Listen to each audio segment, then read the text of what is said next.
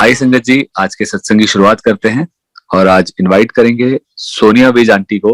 Sonia aunty आए और सत्संग शेयर करें। जय गुरु जी। मेरे प्यारे गुरु जी को प्रणाम। मेरे गुरु जी की संगत के चरणों में कोटि कोटि प्रणाम। जितने अहम गुरु जी हैं हमारी जिंदगी में, उतनी ही अहम गुरु जी की संगत है मेरे लिए। मैं सबको प्रणाम करती हूँ। संगत जी, वही जैसे सब कहते हैं कि मेरी जर्नी ऐसे स्टार्ट हुई, मुझे तो खुद पता ही नहीं कि मेरी जर्नी गुरु जी के साथ कब स्टार्ट हुई। वो मालिक हैं, वो भगवान हैं, वो जानते हैं कि उन्होंने हमें किस किस जन्म में अपने साथ रखा और इस जन्म में भी उन्होंने हमें अपने साथ रखा। हम सारे बहुत भाग्यशाली हैं। मैं गुरुजी से इस जन्म में 94 में मिली। सुनते थे जैसे तब स्कूल टाइम था, बच्चे थे, साधु संत, फैमिली में हमारी भारतीय संस्कृति के हिसाब से हर फैमिली में सबके गुरु होते हैं, संत होते हैं। वैसे भी हम और संतों से मिले हुए थे। जब गुरुजी से मिलना हुआ तब भी यही हुआ कि गुरुजी हैं, उनसे मिलने जाना है। तो माइंड में यही था कि होंगे कोई बाबा, दाढ़ी वाले,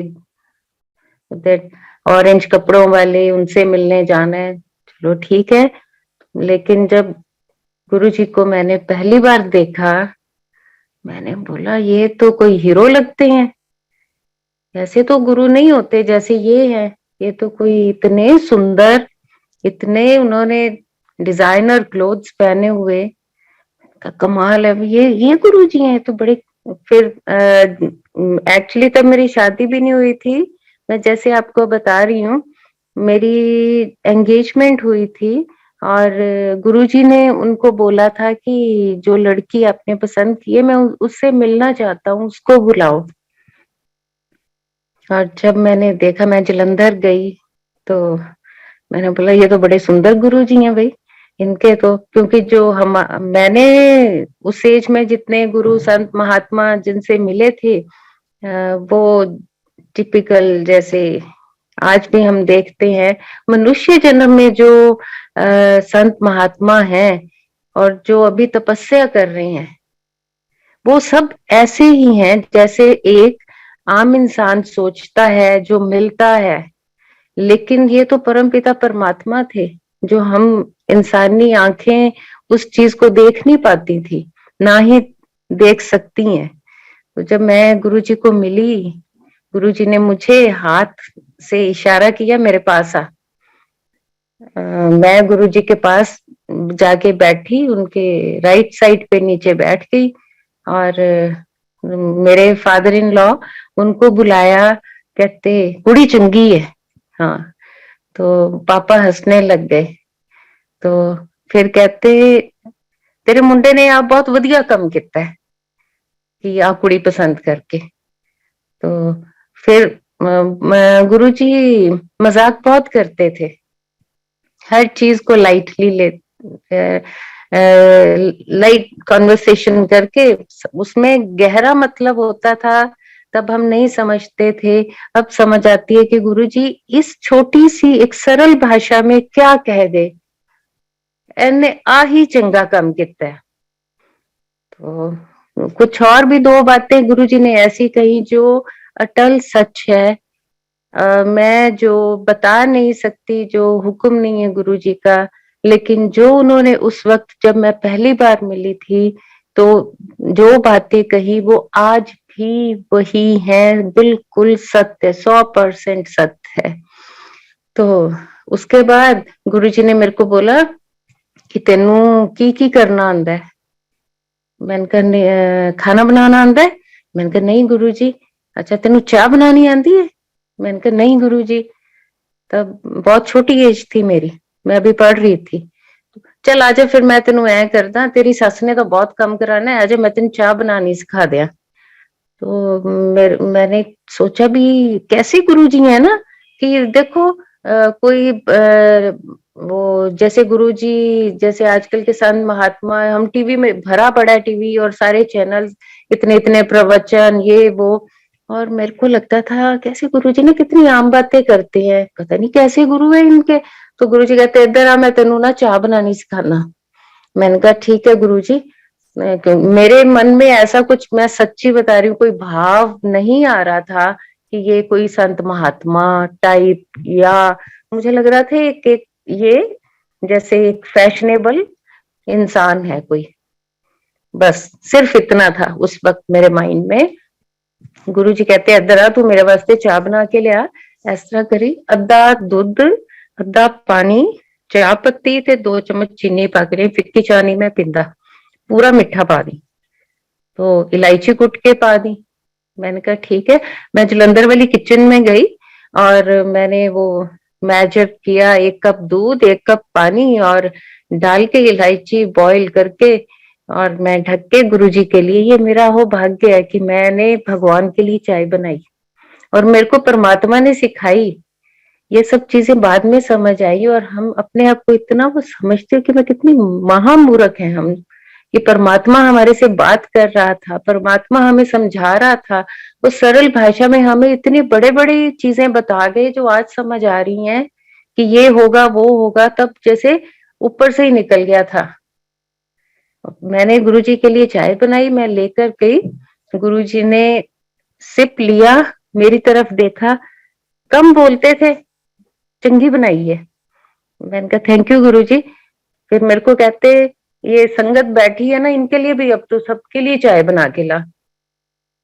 बहुत ज्यादा संगत तो नहीं बैठी थी, लेकिन जितने भी थे तो मेरे को तो हो गया, मैं कैसे बनाऊंगी। गुरुजी ने ये मेरे को क्या काम कह दिया, पहली बार मिलने आई हूँ, पहले कहते मेरे लिए चाय बना दे, अब कह रहे इतनी संगत के लिए बना दे। मुझे तो लगा मैं तो फंस गई यहाँ आके। मैं फिर किचन में गई और मेरे को तो एकदम वो हो गया, मैं अब क्या करूं। वो तो 1 कप था, फटाफट बना दिया। फिर मैंने थोड़ा सा पीछे देखा कि ऑलमोस्ट कितने हैं, मैं उतने कप पानी और मिला के वैसे ही ज्यादा बना दूंगी। एनीवेज मैंने संगत जी के लिए चाय बनाई, सबको सर्व की। मुझे ये नहीं पता था कि आने वाले टाइम में गुरु जी के ये सत्संग घर घर होंगे, घर घर मंदिर होगा, जहाँ गुरुजी ने मेरे को ये चाय बनानी सिखाई और मेरी सेवा ये वाली लगेगी। जहाँ नहीं भी किसी को पता होता, वहां भी मेरी सेवा यही लगती अपने आप, कि चाय सेवा सोनिया आंटी करेंगी। वो महाराज की मैं बहुत बड़ी शुक्रगुजार हूँ कि हमें इस लायक समझा और हमारे से सेवा ले रहे हैं। बहुत शुक्रगुजार हूँ। मेरी शादी हुई थी, मेरी एंगेजमेंट के 3 साल 2.5 साल बाद। तो सबको ये था कि अभी दोनों पढ़ रहे हैं, पहले स्टडीज कंप्लीट कर लें तो फिर शादी करेंगे। लेकिन मेरे पेरेंट्स बीइंग गर्ल्स पेरेंट्स, तो वो उनको होता है ना कि इतना टाइम हो गया एंगेजमेंट को, अब शादी होनी चाहिए। तो वो मुझे कहे कि वो जो तुम्हारे गुरुजी हैं ना, उनको जाके क्यों नहीं कहते, कि ये लोग कहते हैं अभी नहीं, 1 साल और रुक जाए, पहले फलान बेटी की शादी होगी फिर करेंगे। तो मैंने कहा मैं कैसे चली जाऊं उन गुरुजी के पास, है ना, मैं तो 1-2 बार मिली हूँ अभी। तो फिर गुरु जी परमात्मा थे, इस ये अटल सत्य है। गुरु जी का फोन मेरे इन लॉज के यहाँ आया कि मैं आपसे मिलना चाहता हूँ। ये लोग गए तो गुरु जी ने बोला कि मैं इन्हां दी डेट फिक्स करती है ब्याह दी, इन्हां दा ब्याह कर दो। मैंने नहीं कहा गुरुजी को, मेरे पेरेंट्स साइड से भी अभी किस, क्योंकि वो तो जान ही जान है, उन्होंने वही सुन लिया होगा कि नहीं होनी चाहिए अब। तो गुरुजी ने, तो तब भी वहां यही सवाल शुरू हो गया कि नहीं गुरुजी पहले बेटी की करेंगे फिर इनकी करेंगे। गुरुजी ने बोला मैं इन्हां दी डेट फिक्स करती 31 अगस्त, ते ए ब्याह होना ही होना है। और फिर मेरे फादर इन लॉ, वो ना एस्ट्रोलॉजी में बहुत उनका इंटरेस्ट था, पैशन था। वो प्रोफेशनल नहीं थे बट उनका शौक था, वो करते थे। उन्होंने फटाफट उसी टाइम अपना वो खोला और देखा, कहते गुरुजी 31 ਨੂੰ ਤਾਂ श्राद्ध ਪੈਂਦੇ ਹੈ, श्राद्धां ਚ कौन ਵਿਆਹ करदा है। गुरु जी कहते जे मैं कहता ना 31 ਨੂੰ ही होएगा डॉक्टर। वो पापा को डॉक्टर कहते थे। तो बड़े हैरानी की बात थी कि श्राद्धों में शादी कैसे हो सकती है। तो ठीक है, अब परमात्मा ने कहा है तो होगी ना। तो संगत जी, मेरे ख्याल से मैं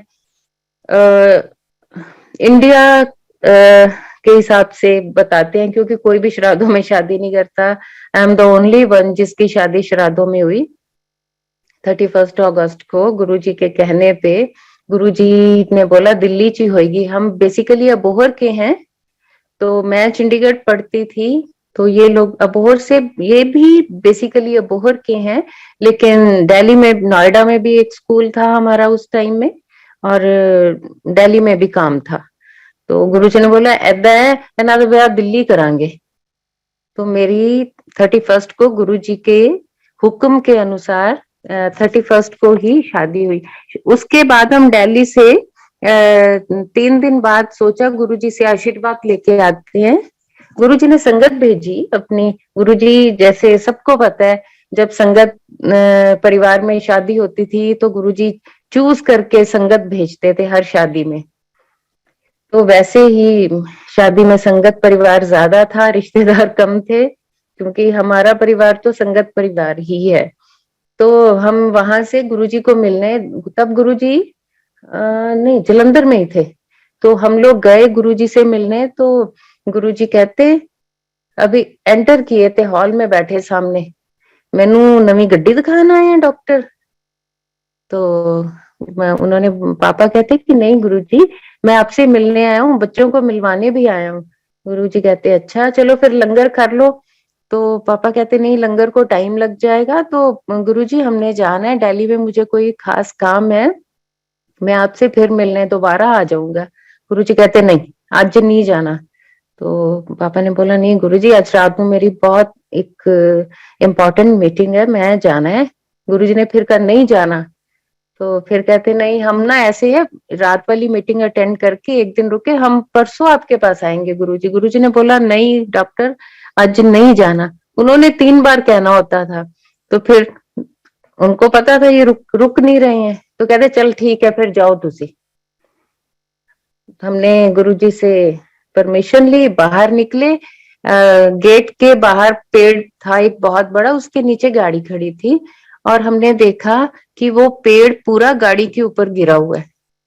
अब देख के एकदम लगा कि ये कैसे हो गया, कि ये तो ना अंधेरी चली है ना बारिश है, कुछ भी नहीं है, तो पेड़ कैसे गिर सकता है। और संगत जी, गाड़ी के ऊपर पेड़ गिरा हुआ है, गाड़ी बिल्कुल ठीक है, डेंट भी नहीं है, कुछ भी नहीं है, not even a single scratch. हम वापस मुड़ के गुरुजी के पास वापस गए। गुरुजी के मुंह पे स्माइल थी कि मैं फिर अज जाना है तुसी। तो पापा कहते हैं गुरुजी माफ कर दो। हम तो गुरुजी ने बोला कि डॉक्टर अज जे तुसी निकल जांदे ना, तुहाडे सारिਆਂ चों कोई भी नहीं बचना सी। तो ऐस करके महापुरुष जो कहते हैं ना, उन्हों की गल मन लेनी चाहिए है। तो गुरुजी ने फिर उस रात हमें किसी संगत जी के वहां ठहराया, हम रात रुके। अगले दिन गुरुजी को मिलके फिर हम दिल्ली वापस गए। तो उसके बाद गुरुजी दिल्ली में आ गए थे, एम्पायर स्टेट आ गए थे। तो हम दिल्ली में ही रह रहे थे उस वक्त। तो हमें लगा कि ये तो बड़ी मौज बन गई कि गुरुजी से रोज मिलना होगा, और हम तकरीबन रोज जाते थे गुरुजी के पास। तब हम नोएडा रह रहे थे और गुरुजी एम्पायर स्टेट थे। तो एक दिन हम गुरुजी के पास गए, तो गुरुजी प्रसाद बांट रहे थे। तब गुरुजी खुद बांटते थे प्रसाद। तो अब मुझे लगा कि गुरुजी इतने क्लोजली खुद जाके संगत को प्रसाद दे रहे हैं, तो आई विश कि मेरे पास भी ना गुरुजी इतने क्लोज होके मेरे को भी दें। मतलब अभी ये थॉट आया ही था, मतलब 1 सेकंड से भी जो कम टाइम होता है, मैंने देखा गुरुजी मेरे आगे खड़े हैं। ये कैसे हो सकता है ना, एक दूर से आप देख रहे हो कि गुरुजी वो फर्स्ट लेन में प्रसाद दे रहे हैं और एकदम आपका थॉट आते ही गुरुजी आपके सामने खड़े हैं। अमेजिंग। तो कहने का मतलब ये है कि हमारा परमात्मा तो कन कन में है। ये है कि हम कितने भाव से, कितने मन से उसको याद कर रहे हैं कि वो मेरे पास हो। वो तो हर वक्त पास है। वो उस चीज का एहसास, आभास उसी वक्त देता है कि मैं तो तेरे पास ही हूँ। मतलब एकदम आपको शौक लगता है कि मैं दूर आंखें तो वहां देख रही हैं और एकदम आपके पास खड़े हैं। ये परमात्मा के रंग है जो हमें समझ आते ही नहीं थे। वैसे भी उस टाइम तो शायद मुझे ये लगता है कि मुझे किसी भी चीज की समझ नहीं आती थी गुरुजी की। मैं सच्ची बता रही हूँ। गुरुजी जल प्रसाद देते थे तो मुझे उसमें से खुशबू आती थी और मेरे को ये लगता था कि इसमें कुछ मिला के दिया जाता है। जो गुरुजी के यहाँ कुछ भी खिलाया पिलाया जाता है उसमें कुछ मिला हुआ है। क्योंकि इतनी खुशबू आती थी, इतना सारा कुछ कैसे हो सकता है कि हर चीज से ही आपको खुशबू आती है। फिर हम जब घर जाते थे वहां भी वही खुशबू सेम। पानी पीते थे घर जाके, वो भी सेम खुशबू। तो मेरे माइंड में आता था कि ये पक्का कोई जादूगर है कि जो जिसकी हर चीज से वही खुशबू आती है। सोते हैं वो खुशबू, खाना खाते हैं वही खुशबू, वहां पे जो लंगर खाते हैं वहां भी सेम खुशबू। मेरे माइंड में बड़ा जबरदस्त आया कि ये जादूगर है।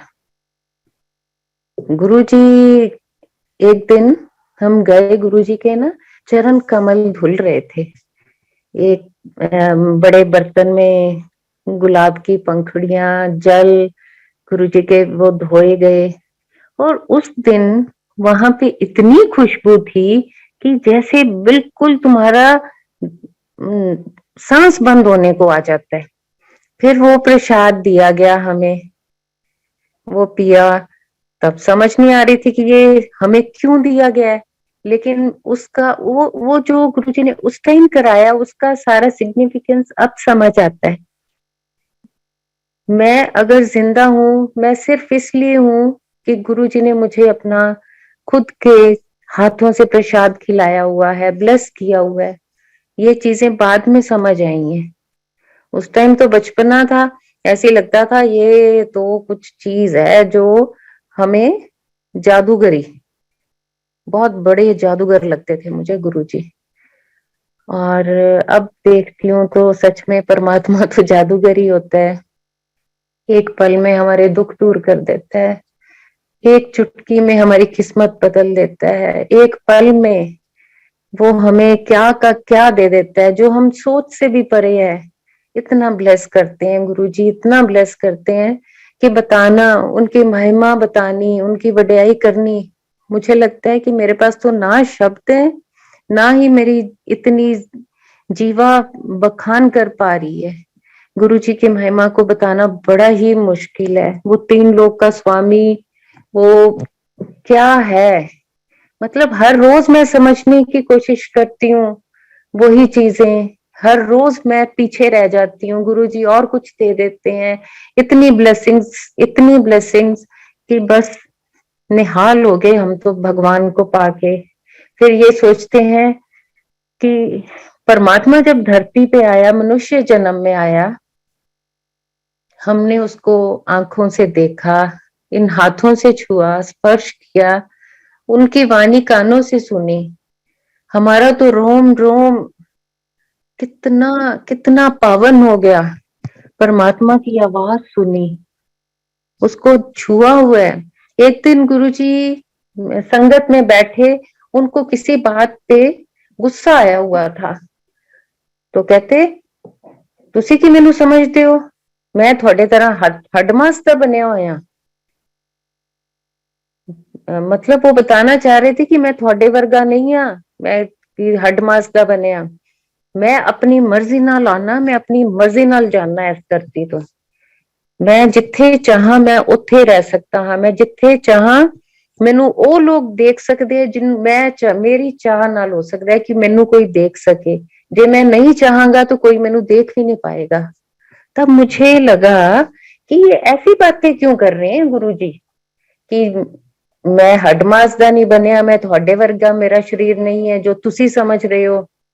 तो उस दिन प्रसाद खा के हम लोग जब वापिस आए, मेरे माइंड में बस यही बात थी कि ये फिर किस चीज के बने हैं। अब मेरे आया कि अब अगली बार जाना है ना, मैंने गुरु जी को ना पकड़ के देखना है कि ये किस चीज के बने हैं, कि दिखते तो हमारे जैसे ही हैं, फिर किस चीज के बने हैं। जब हम नेक्स्ट गए, लाइन में थे, बारी आनी थी, लेकिन वही शैतानी दिमाग इंसान का। मेरे तो गुरुजी तो को तो पता था किसके क्या चल रहा है। जैसे ही मत्था टेका, गुरुजी ने अपना पैर आगे कर दिया। उनको पता था आज इसने ये देखना चाह रही है। मैंने गुरुजी का पैर पकड़ लिया फटाफट, एक सेकंड नहीं लगाया किससे पहले, क्योंकि गुरुजी के रिफ्लेक्सेस इतने फास्ट थे कि एक सेकंड से भी कम टाइम में एकदम बैठ जाते थे, एकदम उठ के एकदम जैसे हवा से की तरह निकल जाते थे। मैंने पकड़ लिया गुरुजी का पैर, और जब मैंने पैर पकड़ा मेरी मुट्ठी बंद हो गई। उसमें ऐसे था कुछ भी नहीं है, सिर्फ कॉटन है। सच में गुरुजी हमारे जैसे कहाँ, हम सोच भी नहीं सकते हम पापी। ये तो पाप ही था जो मैंने सोचा हमारे जैसे कहना भी पाप है। वो परमात्मा कहाँ, वो तो स्वामी हमारा, पता नहीं, ये तो अब भी मेरे क्वेश्चन होते हैं फिर किस चीज का है परमात्मा। हमारे जैसे पांच तत्व का नहीं है, वो तो हर कण कण में है। सो गुरुजी जानी जान थे। गुरुजी को सब पता था संगत के मन में क्या चल रहा है, कौन क्या करना चाह रहा है और क्या। पर गुरुजी, अब भी मेरे मन में यही क्वेश्चन है। हाँ, गुरुजी अब भी आते हैं, गुरुजी अब भी हर बात का जवाब देते हैं। एक दिन घर से हम निकलने लगे तो मम्मा पापा की कोई बात हो गई, तो मम्मा से कि मेरे को नहीं जाना आज, आप लोग ही जाओ गुरुजी के पास। तो बड़ी मिन्नत की पापा ने, कह कर करा के हमने उनको मना के हम गए। जैसे ही एक स्टेप इन किया, बाहर जूते उतारे, सीढ़ी उतर रहे थे एम्पायर स्टेट की, तो गुरु किमें आंटी आज अंकल ना लड़के आई है तू तो जाना नहीं सी, फिर की करन आई है इत्थे। गुरु जी, मतलब ये छोटी छोटी बात है। हम गुरु जी के लिए तो कोई बात ही नहीं, क्योंकि वो पूरे तीन लोक को सुनते हैं, जानवरों को सुनते हैं, पशु पक्षी, धरती के नीचे जो है जितने जीव हैं उनकी भी सुनते हैं। हम तो एक छोटी सी बात ये बताना कि हाँ गुरु जी ऐसे नाम भी बता देते थे, गुरु जी को तो सब पता था। गुरु जी को तो हर किसी के पिछले जन्मों का, इस जन्म का, आने वाले जन्मों का सब पता है। तो ये एक छोटी सी बात है कि गुरु जी ने बोला कि हाँ आंटी तू आज अंकल ना लड़के आई है, फिर तू आई क्यों। इतने में मैं ये चीज को कंटिन्यू कर रही हूँ। उस दिन गुरु जी ने हमें पहले कह दिया चलो चलो जाओ, चलो करानू हो गया, शो खत्म है, चलो चलो। और मेरे को लगा आज गुरुजी ने हमें लंगर के लिए नहीं बैठाया। ये तो गुरुजी ने कभी, गुरुजी की दया इतनी थी कि लंगर किए बिना जाने ही नहीं देते थे। मेरे को लगा हो 11-12 बजने वाले हैं, अब जाके काम करना पड़ेगा। गुरुजी ने तो खिलाया कुछ नहीं है। मैंने कहा ये क्या हो गया, है ना। मैं तो घर से उस टाइम की एक सोच, एज की बात, ना मैच्योरिटी होती है ना कुछ होता है। अभी शादी हुई हुई थी तो काम भी नो डाउट करना पड़ता है इन लॉज में, चाहे जितना मर्जी आपके हेल्पर होते हैं, जो मर्जी है। मैं ना बड़ी थोड़ी सी कुड़ के ना अपने अभी शूज पहन के गाड़ी की तरफ अभी पहुंची थी ना, इतने में रघुबीर अंकल पीछे से भागते आए, डॉक्टर साहब, डॉक्टर साहब, गुरुजी बुला रहे हैं। तो मुझे लगा पापा को बुलाया होगा, कोई काम होगा। इतने में अंकल कहते आजो आजो सारिया नु बुलाया गुरुजी ने, क्या लंगर करके जाओ। देखो गुरुजी कितनी सुनते हैं ना, कितनी प्यारी सी बात लगती है ना मुझे। तो गुरुजी पे मुझे इतना प्यार आया, मेरा मन किया मैं फटाफट शूज उतारूं, भागी जाऊं, गुरुजी को ना गले लगा लूं, है कि गुरुजी आए, आपने मुझे बचा लिया। मतलब उस टाइम की बात ये है कि एक 21-22 साल की एज में ये बातें इतनी बहुत बड़ी लगती है ना, कि हाय देखा बचा लिया।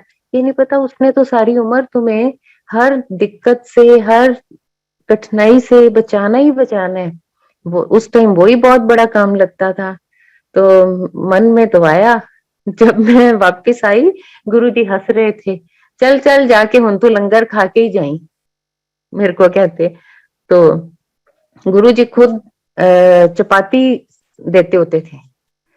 तो हम बैठे, और मैं शुरू से चपाती लाइक बहुत कम खाती थी, बहुत ही कम।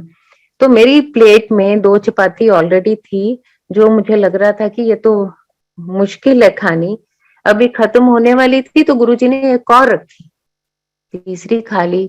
उसके बाद गुरुजी ने एक और रखी। मेरे को लगे मेरी तो अब आंखें बाहर आ जाएंगी, ये गुरुजी कर क्या रहे हैं। हाय हाय, मैंने तो ऐसे ही कह दिया कि गुरुजी आज लंगर खिलाए बिना ही जाने दे रहे हो। मैं तो गलती कर ली ये कह के। ये नहीं पता था गुरुजी ने आज पता नहीं जन्मों के कितने जन्मों के कष्ट काटने हैं। ये चपाती नहीं, ये तो दवाई थी उस वक्त मेरे लिए। और गुरुजी ने मुझे बहुत सारी रोटियां खिला दी, और ये भी डर होता था कि हाय छोड़ना नहीं है, खाना पड़ेगा। तो उस टाइम का वो खाया लंगर मेरी जिंदगी को गुरुजी ने जो बचाया है, वो बताना भी मुश्किल है। मुझे 2008 में किडनी की प्रॉब्लम हो गई थी। मुझे हो गया था जी, नेफ्रोटिक सिंड्रोम हुआ। और वैसे ये बच्चों की डिसीज होती है किडनी की, पर मुझे हुई। तो डॉक्टर्स कहते हैं ये डिजीज तो बच्चों की, इनको कैसे हो गई। तो एनी हाउ पता नहीं वो गुरुजी क्या चाहते थे कि मुझे और कितना कुछ होना होगा, कि गुरुजी ने इतने में मेरे छुटकारा दिलवाना था। उसका ट्रीटमेंट शुरू हो गया, इतने में किडनी की एक और डिसीज होगी मेरे को, ल्यूपस नेफ्राइटिस। वो ल्यूपस होता है, ऑटोइम्यून सिस्टम आपका डैमेज हो जाता है। Like damage means failure of immune system. तो मेरे को वो हुआ, इतना जबरदस्त हुआ ये सब कुछ कि मैं बेड से उठ भी नहीं पाती थी अपने आप। मुझे इतनी पेन होती थी, ये 2012 की बात है, कि मैं चीखें मारती थी 1 साल तक। ये पेन लेबर पेन से भी डबल होती है। सब कहते हैं कि जो ल्यूपस की पेन है, लेबर पेन से भी कहीं इंटेंसिटी उसकी इतनी ज्यादा होती है। और लेबर पेन तो 7-8 घंटे में ही ऐसे लगता है मौत के मुंह से आए हैं। ये मुझे 1 साल तक रही, और मैं इतने डीप डिप्रेशन में चली गई थी, क्योंकि पेन बॉडी ज्यादा देर तक, कितनी देर तक बर्दाश्त कर सकती है, नहीं कर सकती। तो सब देखकर यही कहते थे कि ये बस आज मरेगी या कल, क्योंकि बचना मुश्किल है इसका। पर गुरु जी ने जो मुझे प्रसाद खिलाया हुआ था, कर्म काटने थे। गुरु जी कहते हैं ना कि कर्म तो काटने ही है। चाहे आप जो भक्ति आज कर रहे हैं, गुरु को याद कर रहे हैं, ये हमारे कर्म अच्छे भी बन रहे हैं। लेकिन जो जाने अनजाने में हमारे से होते हैं, किसी का बुरा भी हो जाते हैं, हम किसी को कुछ कह भी देते हैं, किसी का बुरा सोच भी ले, तो वो भी एक कर्म बनता है। तो वो काटना तो था ही ना, पर मेरे मालिक ने चलो मेरे को उस अजाब से बाहर निकाला। मैं गुरुजी की बहुत बहुत शुक्रगुजार होती हूँ कि गुरुजी ने मेरे को हाथ दे के रखा। उसमें मेडिसिन नहीं मेरे को वर्क कर रही थी, कुछ नहीं। फिर कीमो हुई, उसके बाद मेरे को अब मैं बिल्कुल ठीक हूँ गुरुजी की कृपा से। वो सब उस मालिक की मेहर है कि मैं आज चल फिर रही हूँ और एक नॉर्मल लाइफ जी रही हूँ। गुरुजी ने एक बार मेरे को मिश्री का प्रसाद दिया था, डिवाइन प्रसाद था, वो सचखंड से आया था। तो गुरुजी ने मेरे को बुला के बोला, मेरे दोनों हाथ भर गए मिश्री से। मेरे को कहते जब तक जिंदगी में ये तेरे साथ रहेगा ना प्रसाद, तेरे को कभी कुछ नहीं होगा। तो ठीक है, उसके बाद मैंने वो बड़ा संभाल के रखा था। और दिल्ली से हम लोग अबोहर शिफ्ट हो गए थे। जब यहाँ आए तो वो प्रसाद भी मेरे साथ आया। तो आई वॉज श्योर कि ये जब तक ये मेरे पास है मुझे कुछ नहीं हो सकता। तो मैंने अपने कबर्ड में वो प्रसाद बड़े संभाल के रखा हुआ था। 2007 की बात है कि एक कोई आए मेरे पास, तो उन्होंने बोला कि आपकी अलमारी में ना एक मिश्री का प्रसाद पड़ा हुआ है। ये बोहर की बात है, तब हम यहाँ शिफ्ट हो गए थे। तो मुझे लगा ये कौन है, क्योंकि ये प्रसाद तो मेरी फैमिली के अलावा किसी को भी नहीं पता कि मेरे पास ऐसा कोई प्रसाद है। तो उन्होंने बोला जब तक आप वो बाहर नहीं निकालते ना, तो आप ना, आपके ऊपर बहुत बड़ा कष्ट आने वाला है, तो आप उसको निकाल के मेरे को दे दो। मैं बहुत ही हैरान कि ये इंसान कौन है और ये इनको कैसे पता कि ये मेरे पास है कुछ ऐसा। और ये प्रसाद गुरुजी ने मेरे को 1999 में दिया था, ये वाला। तो 2007 में वो आए, पता नहीं समझ क्या उन्होंने ऐसी बात की क्या नहीं, मेरे से वो प्रसाद निकलवा लिया। इवन गुरुजी के हाथ के दिए हुए स्वरूप भी, कि वो भी मेरे को दे दो। उन्होंने क्या ऐसा किया, मैंने उनको निकाला सारा प्रसाद, गुरुजी के स्वरूप। उस टाइम क्लिप वाले थे, चलते थे, गुरुजी खुद देते थे। मेरे पास ज्यादा नहीं तो 150-200 स्वरूप होंगे वो वाले। मैंने एक ब्रीफ केस में रखा हूँ, हमने सारे निकाले, मैंने उनको पकड़ा दिए। पता नहीं मुझे क्या लगा होगा कि ये कौन है। इतने में वो जब लेके गए, उसके कुछ दिन बाद ही मुझे इतनी फिजिकल प्रॉब्लम, मेरे को इतनी सीवियर डिसीज शुरू हो गई ये किडनी की, कि मैं बता नहीं सकती कि मैं किन किन चीजों से निकली हूँ। मुझे लग रहा था कि मैं, मुझे ही नहीं सबको लगता था जो देखता था कि ये तो बचेगी नहीं, ये बच ही नहीं सकती। पर फिर भी गुरुजी ने मेरे को उस चीज के लिए माफ किया जो मैंने एक वो कर दिया, हिप्नोटाइज किया उस बंदे ने मेरे को। क्या किया I don't know exactly, but yes, वो पता नहीं मेरे से ले गए प्रसाद भी और सारे स्वरूप। और उसके इमीडिएटली आफ्टर दैट मेरे को ये सारी प्रॉब्लम शुरू हो गई। ये ये भी शायद ऊपर वाले की वो थी, मैं तो कहती हूँ उसी का ही खेल है। अगर हम कुछ गलत सीधा उल्टा कुछ भी कर रहे हैं, ये वो करवाता है तो करते हैं। फिर ये आता है कि उसने मेरे कर्म कटाने थे ना, अगर ये कर्म मैं साथ ही रखती, फिर कुछ कहीं और जन्म लेने पड़ते। इसीलिए कहते हैं कि उस परमात्मा का हर हाल में शुक्राना करो। अगर दुख भी दिया ना, उसके पीछे भी वो खड़ा है हमारे साथ, वो हमारे कर्म कटवा रहा है। कोई बात नहीं, शारीरिक दुख, शरीर है तो दुख है ना, कोई बात नहीं। अच्छा हुआ है तो वो करा रहा है, अच्छा नहीं हो रहा तब भी वो करा रहा है। तो उस परमपिता परमात्मा का हम हर वक्त शुक्रगुजार रहेंगे ना, तो हमें कभी कोई तकलीफ नहीं आएगी, तभी तो मोक्ष मिलेगा ना। अगर हम कहेंगे नहीं गुरुजी हमें तो कष्ट आए ना, सुख ही सुख आते जाए हाय गुरुजी, तो फिर वो जो हमारे कर्म है सुख तो नहीं कटा सकते, कुछ तकलीफ तो आएगी ना। हम भगवान थोड़ी हैं जो कोई गलत कर ही नहीं सकता, हम तो इंसान हैं। फिर भी गुरुजी उस परमात्मा का इतना वो है कि उसने हमें वो एक चांस दिया उसको देखने का, सुनने का, गुरु को टच करने का। मैं अपने आप को इस चीज के लिए रोज गुरु जी का रोज इतना शुक्राना करती हूँ। गुरु जी, मैं उन संगत में से एक हूँ जिसने आपको देखा हुआ है, मिली हुई हूँ। पता नहीं कितने जन्म लेने पड़ते हैं परमात्मा को देखने के लिए। जब परमात्मा धरती पे आता है कितनी तपस्या करनी पड़ती होगी। क्या हम भी उनमें से एक है ना गुरु जी, कि हमने आपको हाथ लगाया, टच किया। गुरु जी एक दिन जल प्रसाद पी रहे थे, तो मैं बिल्कुल आगे बैठी हुई थी उनके पास। उन्होंने एक घूंट पिया और मेरे को कहते अल्लाह तू पी ले। तो मैं, तब शादी से पहले की बात है, वही मेरे माइंड में आया कि अगर इन्होंने मेरे को देना था तो फिर इन्होंने पहले पिया ही क्यों। वो वो उस टाइम की हर चीज का जवाब मेरे को अब मिलता है कि उसने इसलिए किया था भगवान ने कि तू ये पी ले, ये अमृत बन गया है, तभी तो मैं तू जिएगी, तू अभी अमृत पिएगी तो जिएगी। सच्ची, अगर मैंने वो उस टाइम ना पिया होता, गुरु जी के हाथ का प्रसाद ना खाया होता तो मैं जिंदा थोड़ी होती। ये तो श्योर है, 100% श्योर है कि मेरी तो लाइफ थी ही नहीं। इस परमात्मा ने मेरे को खुद दी है ये जिंदगी। गुरु जी के पास एक दिन गए, तब जैसे मैं कभी भी इस टाइप की जो टिपिकल इंडियन ड्रेसेस है, मैं नहीं सूट्स एंड साड़ीज नहीं पहनती थी। तो हम लोग गए हुए थे, तो गुरु जी ने उस दिन एक सबको कहते, मेरे को ना साफ सुथरे ते सज तज के आया करो।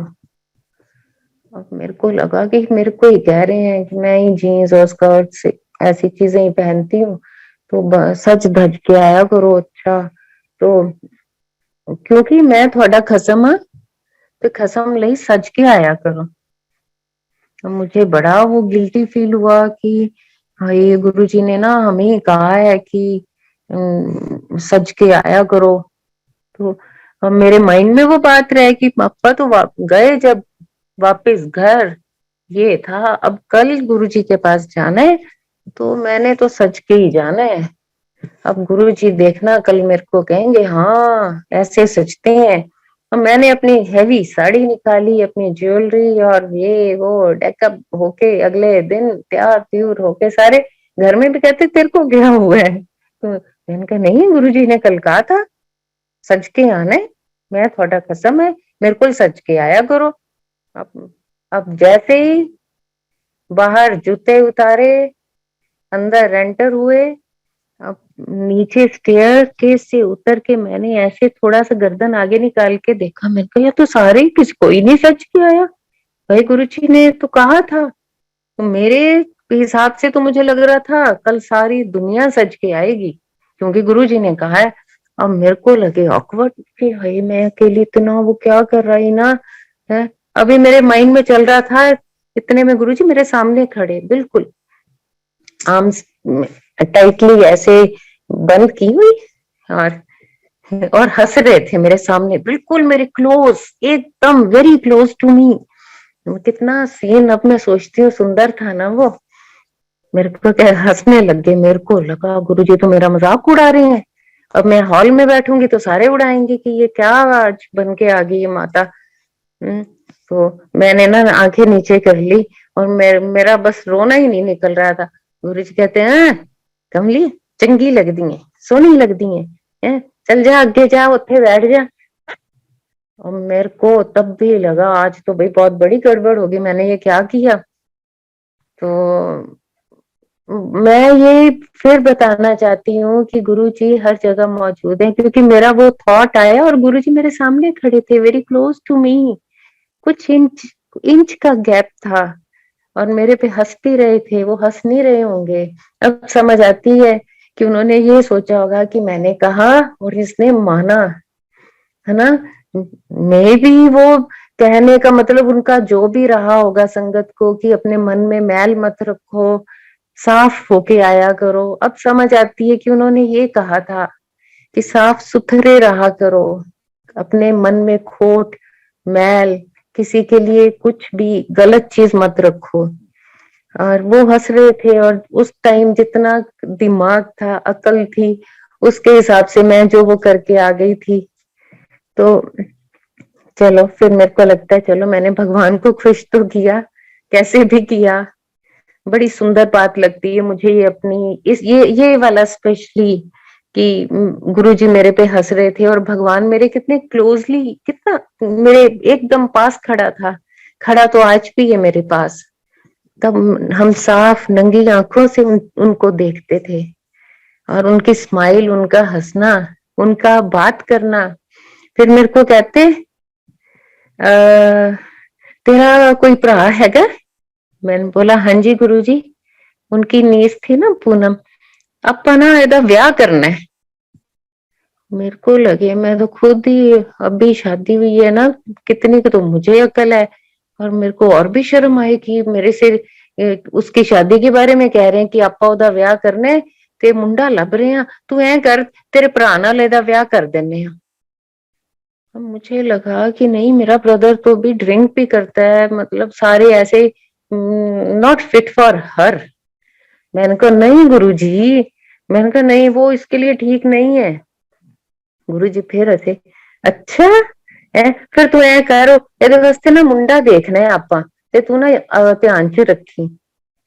मेरे को अब लगता है कि अरे मैं इस लायक थी, गुरुजी को लगता था कि मेरे में इतनी समझ है या कुछ है कि मेरे एक परमात्मा एक छोटे से अदने से इंसान को काम कह रहा है। कितना भोला है ना परमात्मा, कि देखो जो सारी सृष्टि तीन लोक को संभालता है ना, हर चीज को संभालता है, हवा पानी सूरज चांद सितारे सारे ग्रह उससे इशारे पे चलते हैं। और वो एक छोटे से इंसान को क्या कह रहा था कि आपा तू ध्यान च रखी, कोई मुंडा तेरा कोई भरा, आपा उत्थे ब्याह करांगे। तो अब समझ आती है कि अच्छा कुछ कुछ परमात्मा समझता होगा ना कि मैं ठीक हूँ, तो मेरे साथ ये बात की। जब गुरु जी की ये सारी बातें याद आती हैं तो ये लगता है कि हे परमात्मा, अब हम कौन सी ऐसी तपस्या करें कि तू फिर सामने खड़ा होए।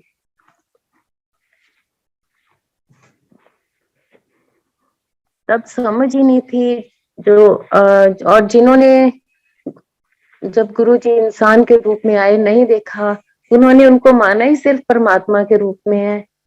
और हम तो पता नहीं गुरु जी के साथ क्या मजाक कर लेते थे, क्या क्या बातें कर लेते थे।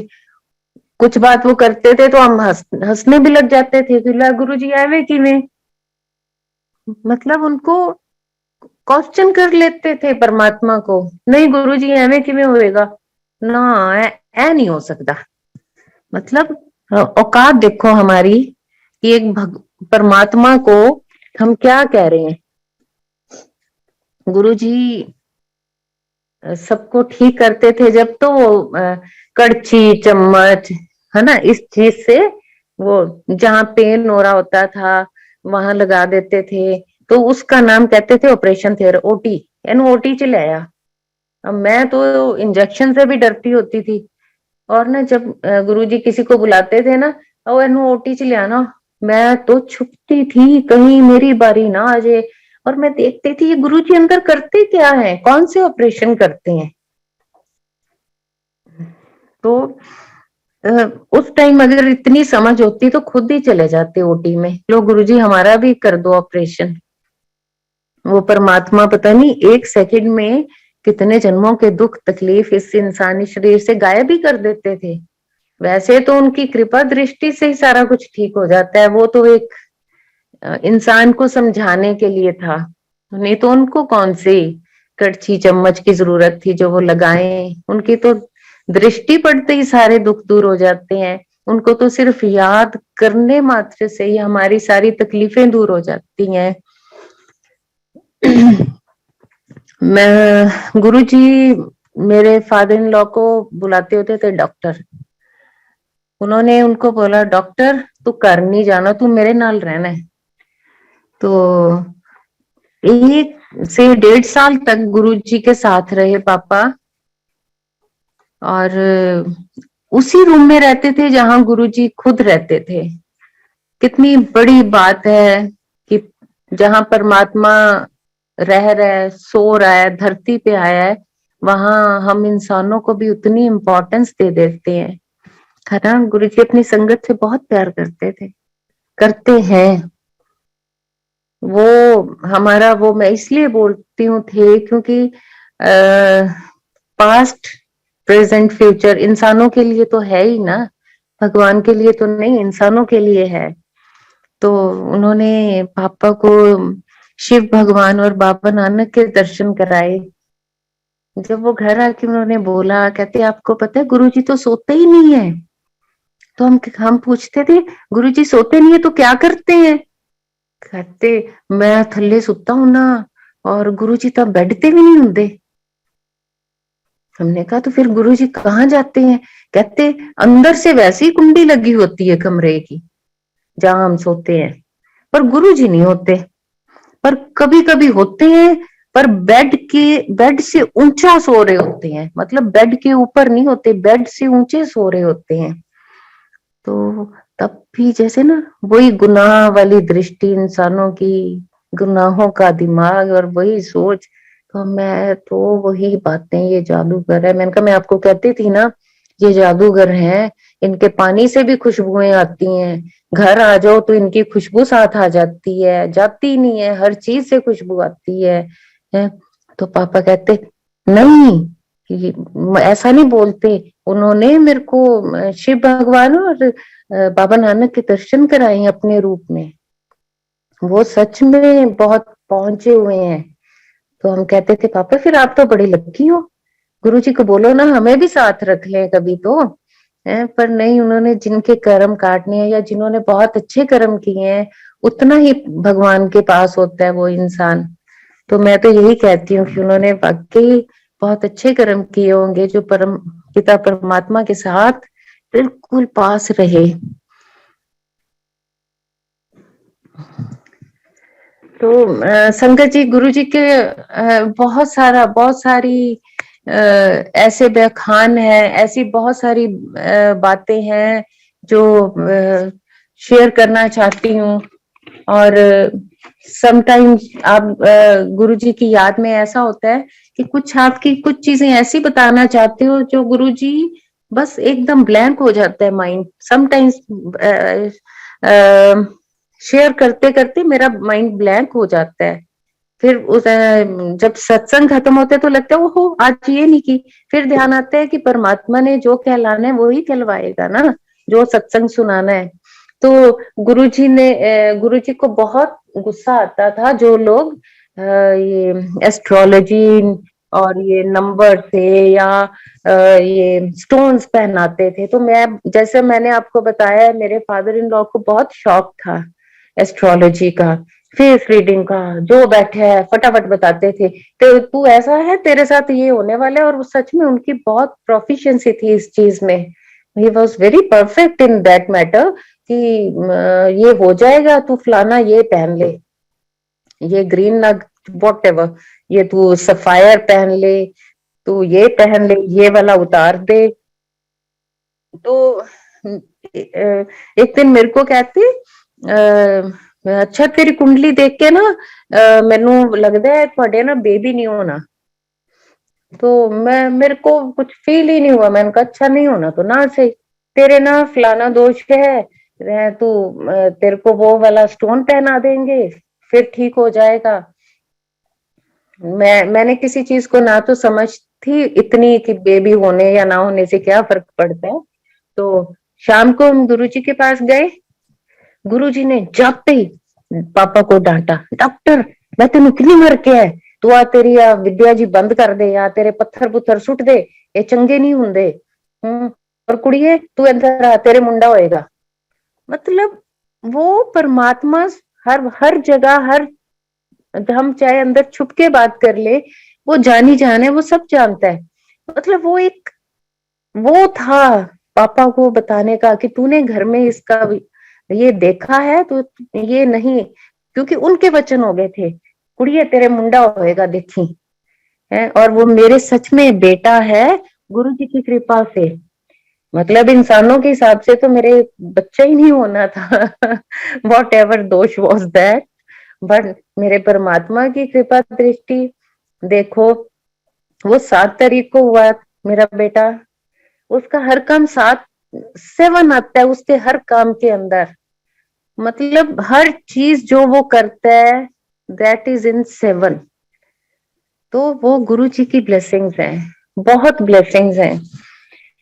पिछले साल की बात है, वो सुबह सुबह उठ के मेरे पास आया अपने रूम से, मामा मेरे को आज गुरुजी ने उठा के बोला है कि तू कनाडा जा। मेरे को लगा कि ना बच्चे आजकल इनको ये ट्रेंड हो गया है कि मैं मास्टर्स करने फलाने कंट्री जाना है, मैंने वहां जाना है। तो मैंने कहा गुरुजी ने लंदन क्यों नहीं बोला तेरे को, कनाडा ही क्यों बोला। कहता नहीं मम्मा सच में मैं झूठ नहीं बोल रहा। तो मैंने कहा अच्छा चलो ठीक है। और मैंने कोई एफर्ट नहीं की कि इसने मास्टर्स के लिए मैंने उसको भेजना है या नहीं। फाइनल हो गया उसका ग्रेजुएशन का। तो रादर हम लोग कुछ सोच रहे थे कि इसको कुछ बिजनेस या यहीं पे कुछ कर ले, एमबीए कर ले, मैंने बोला लॉ कर ले। तो ठीक है, एडमिशन के लिए भी हम लोग सोच रहे थे। एंड यू वॉन्ट बिलीव कि इसने बैठे बैठे कहता आज मैं आइल्स का देने जा रहा हूँ। तो मैंने बोला तू पढ़ा नहीं, कुछ नहीं, तूने कुछ नहीं, तेरे को पता है स्टाइल कैसा। कहता नहीं बस मैं देने जा रहा हूँ, तो ये दे के आया, इसके 7 बेंच। मतलब गुरु जी की कृपा, गुरु जी इतने पास है, हर वक्त अपनी प्रेजेंस फील कराते हैं। 7, हर चीज 7। और हमें नहीं पता उसका सारा प्रोसेस कैसे हुआ। विद इन 2 मंथ्स बच्चा कनाडा गया, अभी लास्ट मंथ गया है, और उसका बेस्ट कॉलेज उसको मिला। उसका की नंबर वहां हॉस्टल का 7, रूम नंबर 217, उसका सारा कुछ। तो ये मैंने गुरुजी से पूछा, गुरुजी मेरा एक बेटा है, मेरा मन ही नहीं कर रहा कि मैं उससे दूर भेजूं या कैसे। तो आप मुझे ये बताओ कि आप उसके साथ जा रहे हो, मुझे कैसे पता चलेगा कि आप उसके साथ हो? मुझे ये बात आप बताओ गुरुजी। तो उसकी फ्लाइट से पहले हम लोग बड़े मंदिर गए। तो मतलब ये गुरु जी का मैं बता रही हूँ कि मेहरबान परमात्मा जो हमारा, कि हम उससे हर वक्त क्वेश्चन करते हैं ना, तो वो कितना भोला है, तब भी हमें हर बात का जवाब देता है। गुरु जी ने बड़े मंदिर में हमें गौरव अंकल से मिलवाया। वहां दीपक अंकल हैं, विक्रम सोनी अंकल हैं, उनको हमने कॉल किया था कि हम आना चाह रहे हैं। तो they are really generous, very generous. उन्होंने हमें मिलवाया, गुरुजी ने खुद वहां हमें लंगर कराया, गुरुजी ने बिल्कुल अपने पास बिठाया। उसकी वो ये था कि वो मुझे बताना चाह रहे थे कि हाँ मैं इसके साथ हूँ, तू घबरा मत। तो मेरे परमपिता परमात्मा इतने दयालु हैं, इतने कि बता पाना भी मुश्किल है, बताना भी मुश्किल है क्या उसके बारे में। वड्याई में हमारे पास तो ना शब्द है ना कुछ और है। मैं आपको बताना चाहती हूँ संगत जी, एक बहुत बड़ी बात है जो हमें मुझे शेयर करते अंदर से एक शर्मिंदगी भी महसूस होती है, लेकिन नहीं, मैं बताना चाहूंगी। 2001 के बाद गुरुजी ने जैसे बहुत सारे, मेरे को लगा था कि शायद हमारे साथ हुआ है, एक वॉश ऑफ नहीं हो जाता माइंड से। गुरुजी ने हमें इतना परे कर दिया था कि हमें भुला दिया था कि हम, हमारी लाइफ में गुरुजी थे। 2007 से लेके 2001 से लेके 15 तक, मतलब हमारे माइंड में गुरुजी कहीं भी नहीं थे। कहाँ थे, क्या हो गया हमें, क्या नहीं हुआ, वो ही जानते हैं। 2015 में मेरा बेटा छोटा ही था, बहुत छोटा था, तो वो बड़े मंदिर गया। हमारा एक घर दिल्ली में भी है, तो वहां दादी पास गया हुआ था। तो वहां से ये लोग बड़े मंदिर गए, किसी ने बोला बड़े मंदिर चलने। हालांकि जब बड़ा मंदिर बन रहा था तो तब हम लोग वहां चाय सेवा लेकर भी जाते थे नोएडा से, और सब कुछ। और ये ऐसा कैसे हो सकता है ना, बड़ी अमेजिंग, बड़ी अजीब बात लगती है मेरे को। और फिर किसी ने बोला मेरे मदर इन लॉ को, आपने बड़े मंदिर जाने? और उन्होंने क्या बोला, कौन सा बड़ा मंदिर? मतलब आप इतने साल गुरुजी के साथ रहे हो, बोले हो गुरुजी 1995 में अबोहर वाले स्कूल में भी आए हैं, हमारा स्कूल है अबोहर में, वहां भी आए। मतलब ऐसे कैसे हो सकता है? फिर 2015 में मेरा बेटा गया बड़े मंदिर। फिर गुरुजी ने हमें, पता नहीं जो भी गलतियां रही होंगी, गुरुजी ने हमें माफ किया, हमें दोबारा अपनाया। गुरुजी बहुत शुक्राना है आपका कि आपने हमारी गलतियां होते हुए भी अपनाया। आप ऐसी माँ हो ना, परमात्मा माँ होती है कि हमेशा अपने बच्चों को फिर से गले लगा लेती है। गुरुजी ने हमें बहुत बहुत माफ किया और हमारी हर गलतियां माफ की हैं। गुरुजी 1995 में जलंधर से अबोहर आए थे। तब गुरुजी ने वहां संगत को बोला कि चलो आज अबोहर चलना है। तो वहां से कोई अंकल थे, उन्होंने बोला कि सुने गुरुजी थे, तब वो नए जुड़े थे, कि सुने गुरुजी दी गड्डी पेट्रोल तो बिना चलती है। उन्होंने अपने ड्राइवर को बोला कि आज जो मर्जी हो जाए, तुम अपनी ना कार दी टंकी फुल करा के रखी, ते सवेरे गुरु जी दी कार दे ना बिल्कुल नाल नाल ला के रखनी है। आपा देखने भी आया, थोड़ी हो सकता है कि कार विदाउट पेट्रोल चले। वो कहता ठीक है।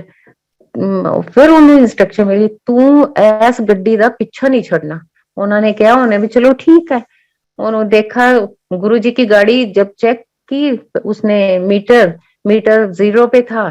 तो उसने बोला सर, अपने जो बॉस थे, कि सर ਇਹਨਾਂ ਦੀ ਗੱਡੀ 'ਚ ਪੈਟਰੋਲ ਜਮਾ ਹੀ ਹੈ ਨਹੀਂ, ਤੇ ਆਪਾਂ ਇਹਨਾਂ ਦੇ ਪਿੱਛੇ ਰੱਖਣੀ ਹੈ, ਜਿੱਥੇ ਵੀ ਪਵਾਉਣਗੇ ਨਾ ਆਪਾਂ ਧਿਆਨ ਰੱਖਣਾ है। वो कहते बिल्कुल सही किया, शाबाश तू बहुत सियाना है। और गुरुजी ने परांठे बनवा ले, और वो सोचा होगा कि रास्ते में खा के जो भी संगत साथ जा रही है, काफी गाड़ियां आई कि इनको रास्ते में खिलाएंगे। 20-22 परांठे थी। वो संगत हमें अब मिलती है ना, जो अबोहर आई थी, तो वो बताते हैं, कहते जब हम अबोहर आए थे तो ये हुआ। तो वहां उनकी गाड़ी तो पीछे लग गई गुरुजी की गाड़ी के पीछे, कि ये पेट्रोल के बिना कैसे चलती है। और साथ में वो एक संगत जो मिले, उन्होंने बोला कि सानू लग्या 100 क बंदे हैगे आ, तो गुरुजी ने सिर्फ 20-22 परांठे चका लिया नाल भुखे मारन के। रास्ते में गाड़ी रोकी, संगत जी को लंगर प्रसाद खिलाना था गुरुजी ने। अब वो आंटी कहे भी अब मेरी बारी आन तक तो सारे परांठे मुक जाने हैं, गुरुजी ने मारता भुखा। वो कहते कि गुरुजी जो पहले वाले उन्होंने 2-2 परांठे दे जा रहे हैं, और कहते और वो जिमें दे रहे हैं परांठे होर बद रहे हैं। और गुरुजी ने सबको भगवान के होते कौन भूखा रह सकता है। ये तो अब समझ में आती है ना, परमात्मा ने इतना सबको ब्लेस किया है। क्या बात है कि खुद बांटना, संगत को खुद देना, भगवान हमारा नौकर बन जाता है। और हम कितने नाशुक्रे हैं ना, वो हमें इतना देते हैं और हम फिर भी शुक्राना करना भूल जाते हैं। हम हर वक्त शिकायत करते हैं, क्या गुरुजी आपने ये काम नहीं किया, है ना, गुरुजी आपने वो काम नहीं किया। अरे वो तो 3 लोग को हर वक्त देखते हैं, वो तो सोता भी नहीं, आराम भी नहीं करता है, हमारा ही काम किए जा रहा है। फिर वो जब संगत आई जी यहाँ पे, और मेन गेट पे जब जैसे ही पहुंचे, गुरुजी की गाड़ी के पीछे उनकी गाड़ी थी। गुरुजी ने ना शीशा नीचे करके उनको बोला, तू तेरा पेट्रोल खत्म होने वाला है, जब पवाल है मेरी गड्डी तो इतने पहुंच गई। तो भगवान को हम आजमाते हैं। यहाँ आए गुरुजी ने बहुत ब्लेस किया। स्कूल के जितने बच्चे थे सब लाइन में गुरुजी के पास। गुरुजी जो हमारे दादाजी थे, जब वो मत्था टेकने आए गुरुजी को, तो उन्होंने बोला मेरे पापा को कि तेरे पिताजी ਨੂੰ ਕਿਸੇ भी गुरु की लोड़ नहीं है, बहुत पहुंचे हुए इंसान है। और इसमें कोई शक नहीं था कि वो वाकई हमारे दादाजी बहुत नेक इंसान थे, बहुत। और गुरुजी तो हर जीव को पहचानते हैं ना, हर जर्रे को पहचानते हैं किसकी कितनी औकात है। तो परमपिता परमात्मा को कभी भी अब लगता है कि उसने अपने साथ बांधा है ना, तो कहीं शांति आई है। ये तो इतनी भटकन थी ना, चाहे नहीं पता था कि ये परमात्मा है, लेकिन जो एक सुकून था ना, वो खत्म हो गया था उन दिनों में जब गुरुजी ने अपने से अलग किया था। वो एक सुकून, वो एक आराम, और एक क्या बोले कि जैसे एक बहुत हलचल नहीं होती जिंदगी में, वो हो गई थी। तो परमात्मा का लाख लाख शुक्र है कि उसने हमें दोबारा अपनाया, अपने पास बुलाया, अपनी छत्र छाया में अब रखा हुआ है। उसके बहुत बहुत शुक्रगुजार है, बहुत शुक्रगुजार है।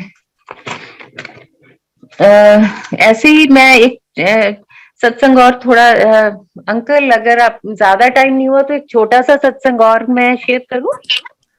हाँ जी आंटी, प्लीज शेयर कर सकते हैं। हाँ, मेरे भाभी कनाडा रहते हैं, तो वो 2020 में इंडिया आए थे, बिफोर कोविड। जब यहाँ लॉकडाउन से 1 महीना पहले ही गए थे। तो यहाँ आए तो कहते हैं अब सारा दिन आपके घर में गुरुजी गुरुजी गुरुजी की बातें, कोई आ जाए खाना पीना, जय गुरुजी, ये प्रसाद है इसको खत्म करो। कहते आप लोगों को कोई और काम नहीं है? आप मतलब हर चीज में गुरुजी आ जाते हैं। मतलब वो उन्होंने एक इस चीज को सरकास्टिक वे से बोला। तो मैंने बोला, ये रात का कोई 1-2 बजे का टाइम था, तो मैंने बोला भाभी प्लीज, वो परमात्मा है, आप ऐसे मत बोलो। मैंने कहा हमारा तो सांस लेना भी गुरुजी से ही है, हमारी हर सांस में उनका नाम है। तो वो इतनी जोर से हंसे ना, मजाक किया उन्होंने। कहते अच्छा तू बहुत बड़ी बातें करने लग गई है। मैंने कहा आप ना ऐसे मत बोलो, मुझे अच्छा नहीं लग रहा। इतने में ही ना उन्होंने मेरा बड़ी जोर से हाथ पकड़ा। 2 जनवरी की बात है ये, इतनी ज्यादा ठंड थी। मैंने देखा इनको क्या हो गया है। वो कहते वो देख सामने गुरुजी खड़े हैं और उनके साथ शिव भगवान खड़े हैं, तू देख अपने कमरे के अंदर सूरज आ गया है, इतनी चमक आ गई है, मेरी आंखें ये नहीं खुल रही हैं, ये देख ये देख। मैंने बोला मुझे कुछ नहीं दिखाई दे रहा। कहते देख अंदर सूरज आ गया अपने कमरे में और गुरुजी खड़े हैं, ये साथ शिव भगवान खड़े हैं। मैं ये बताना चाह रही हूँ कि वो परमात्मा है ना, वो दिखाता है कि मैं क्या चीज हूँ। इंसान तेरी तो कोई औकात ही नहीं है। तो गुरुजी ने उनको अपने दर्शन दिए। तब उन्होंने फिर माफी मांगी। वो पसीने से भीग गई, डर गई कि मेरे को माफ कर दो। मैंने कहा ऐसे नहीं करते। मैं ये नहीं कहती कि हमें पता है गुरुजी भगवान है, किसी का भी अपमान मत करो। बहुत संत महात्मा है, वो भगवान नहीं है लेकिन वो संत तो है ना। उन्होंने तपस्या तो की हुई है ना। उस लेवल गुरु जी के लेवल तक, वो तो परमात्मा के लेवल तक तो कोई भी नहीं पहुंच सकता। वो तो भगवान खुद ही किसी रूप में नीचे आए या दिखाए, वो अलग बात है। लेकिन हमें जाने अनजाने में भी किसी इंसान का भी मजाक नहीं उड़ाना चाहिए। तो गुरु जी ने उसी वक्त उनको बताया कि मैं परमात्मा हूँ, क्योंकि उनके मन में डाउट था कि ये इनके घर में हर वक्त यही बात चलती है। फिर उन्होंने बोला कि चाहे मेरी फ्लाइट कैंसिल हो जाए लेकिन मैंने बड़े मंदिर में मत्था टेके बिना, प्रसाद खाए बिना नहीं जाना। उनकी एयरफोर्स में नीस है, वहां दिल्ली में ही है। उनका एक बच्चा थोड़ा मेंटली रिटार्टेड है, he is 3 years old, at that time he was 3 years old। तो उन्होंने उसको बोला कि मुझे बड़े मंदिर जाना है छतरपुर, तो मेरे साथ चलो। उन्होंने बोला मैं स्टाफ कार भेज देती हूँ, वो आप चले जाओ। तो वो कहते नहीं मैं अकेली नहीं जा सकती, मुझे डर लगता है दिल्ली में, मेरे को ना रास्ते पता है ना कुछ। तो समा वो कहती मेरा बच्चा ऐसा है, चीखे मारता है सारा दिन, मैं आपके साथ नहीं जा सकती, ये वहां डिस्टर्ब करेगा। ठीक है कोई बात नहीं आप चलो। मैंने उनको कॉल किया कि आप उस बच्चे को लेके जाओ, वो ब्लेस हो जाएगा। चलो उन्होंने प्लान बनाया, ऑफिस से छुट्टी ली, वो बड़े मंदिर तक पहुंचे। जैसे ही वो बड़े मंदिर के एरिया में, ऑरा में एंटर किए, वो बच्चा बिल्कुल शांत हो गया। अदरवाइज वो ना तो सोता था ना कुछ ना खाता था, स्पून फीडिंग होती थी। बड़े मंदिर के पास पहुंचते ही उसके सब बंद हो गया, अब नॉर्मल जो भी वो हरकतें थी। जब वो लाइन में जल प्रसाद मिला, उस बच्चे ने पहली बार अपने आप सारा जल प्रसाद खत्म किया। अदरवाइज स्पून फीडिंग थी, मतलब एक छोटी छोटी उसको खिलाना पड़ता था, उसको खाना भी नहीं आता था। वहां जो प्रसाद मिला उस बच्चे ने, 3 साल के बच्चे ने सारा खत्म किया, मत्था टेका। और संगत जी उस दिन के बाद उस बच्चे में वो सब चीजें बंद हो गई हैं, वो चीखता नहीं है। भगवान की ऐसी कृपा हुई है कि देखो वो बच्चा भी तर गया है।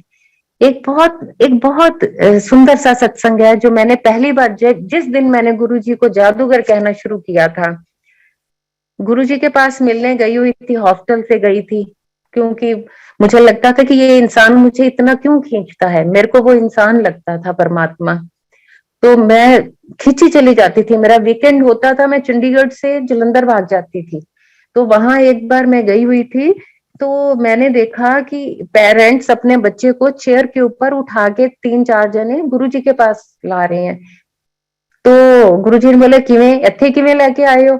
उन्होंने बोला गुरुजी ये जब से पैदा हुआ है ना, ये चल सकता है ना बैठ सकता है ना खा सकता है ना पी सकता है। He was a really very young boy, 17-18 years old।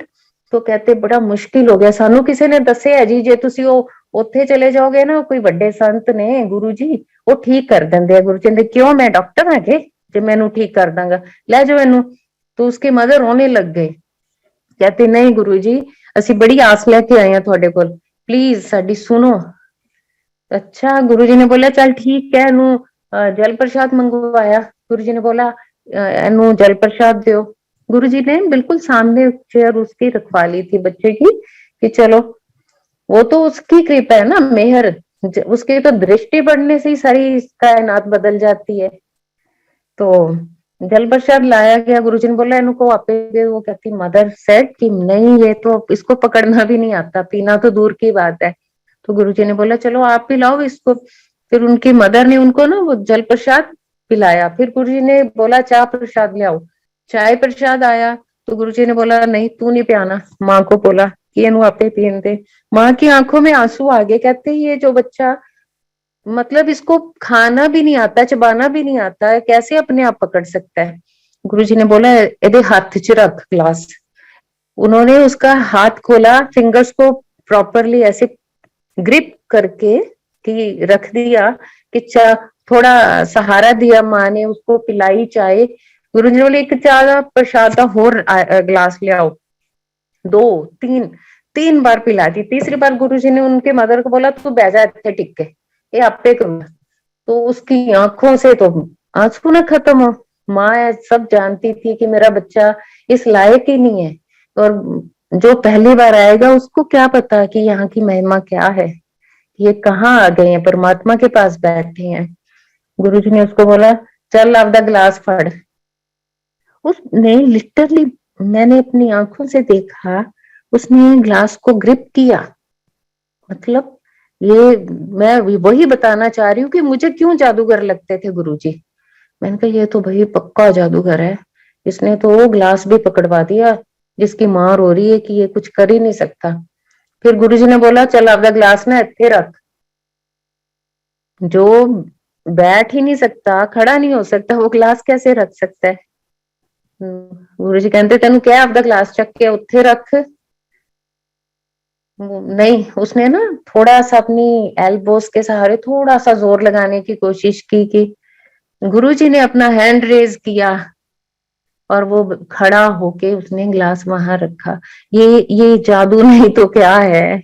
मतलब आंखों से आंसू नहीं रुकते, ऐसी महा कृपा, इतनी कृपा कैसे गुरुजी 1 मिनट में बरसाते हैं लोगों पे। कितना ध्यान रखते हैं सबका, कैसे सेकंड नहीं लगता कर्म काट देते हैं। तो हे परमात्मा, जैसे सबके कर्म काटते हैं ना, वैसे हमारे भी काटना। जैसे हमारे काटे हैं, हमारे दुख दूर करते हैं, ऐसे सारी संगत के, जो संगत नहीं भी है इस वक्त, लेकिन वो गुरु की औलाद तो है ना। आना सबने यही है, अल्टीमेटली यही है सबकी जगह। सो संगत जी, कोई गलती हो तो माफ करना। मैं बहुत बहुत धन्यवाद करती हूँ विक्रम सैनी अंकल का। और गौरव अंकल को मैं मिली जब यहाँ पे बड़े मंदिर में, मुझे बहुत अच्छा लगा। He such generous man, never seen before. मैं उनका भी धन्यवाद करती हूँ। इतने डाउन टू अर्थ, इतना संगत को प्यार करने वाले। गुरुजी ने ऐसे ही नहीं उनको चुना, अब समझ आती है क्यों चुना। इतना प्यारा इंसान। और दीपक जी आपका भी धन्यवाद, विक्रम अंकल आपका धन्यवाद। संगत जी, मेरा सत्संग सुनने के लिए, मेरे गुरु की महिमा सुनने के लिए आपके चरणों में प्रणाम। गुरु जी, कोई गलती हो गई हो तो माफ करना। जय गुरु जी, शुक्राना गुरु जी।